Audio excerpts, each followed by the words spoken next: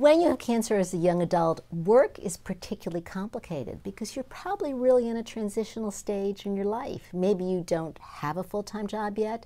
Maybe you have a job that you don't like a lot and you want to make some changes. It can be very complicated at the time that you're also going through treatment to deal with work. If you're working and having cancer treatment, you're going to probably need to tell the people who you work with, or at least your boss, because you're going to need time off. Being treated for cancer takes time. You might not always feel well enough to come to work right after treatment. Some people get chemotherapy that makes them lose their hair. So you're going to have to disclose some information about this. It's really your choice of how you disclose it. You probably have to disclose it to the person who you report to. That's a necessity. And whether or not you tell your other coworkers is really up to you. And what you have to remember is that you're sort of in the driver's seat. It's up to you what you want to reveal to others, how much you want to tell them or confide in them. You don't have to tell your coworkers anything. If they are close to you, you probably will want to tell them certain characteristics or certain experiences you had. From a practical point of view, it makes sense to tell people, give them a little bit of information about what's going on. Say, you know, I've gotten this diagnosis, I'm going to be treated, I plan to work through all this, but I'm going to need some time, and you know, I might be showing some signs of this treatment. It's often easier for people to take kind of the first step in telling people than to have people talking about what's going on with somebody and, you know, is something the matter. So easier, again, to be the person who gives the information, controls the information. You don't need to worry about that you're more vulnerable in the workplace because you've had cancer. There are some protections in place.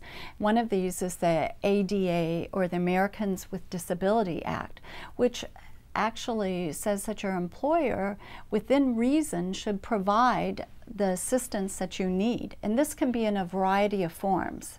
But it's important for you, if you feel that this would be helpful, that you have a discussion with your employer about what could be done, if this would be in the form of having flexibility with your hours, if you could do telecommuting. There are a variety of ways that this could be approached.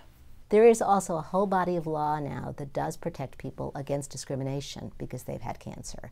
So you should know what your rights are, and you should also think about how you want to handle this yourself. What do you want to tell? When do you want to tell it? Issues about work can be easily addressed through social workers, and there are referrals that can be made to social workers, and even get specific guidance on work-related issues. The most important thing is just to let us know about these issues, and so we can help you with them. You might not have had a regular job at the point that you were diagnosed and treated. Now your treatment is done and you're going out into the marketplace and looking for a job. It's up to you what you tell the person who's interviewing you. I usually would advise being honest about it and talking about what the situation was, but there's some people who feel that that's just not right for them, and they are in fact are not obligated to disclose this. If you're already working and now you're talking about going back to work full-time and how much you confide in others who you work with, it's really up to you. They probably know somewhat why you've been gone, your extended absence, but now that you're going to be back full-time, you have to decide how you want to approach this and how much you want to confide in the people you work with.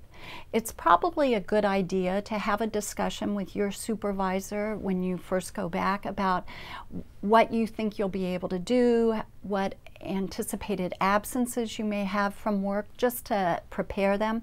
And probably one of the most important things for you to remember as you go back to work is not to overextend yourself. Give yourself some time to get back to the routine and for your body to get used to it.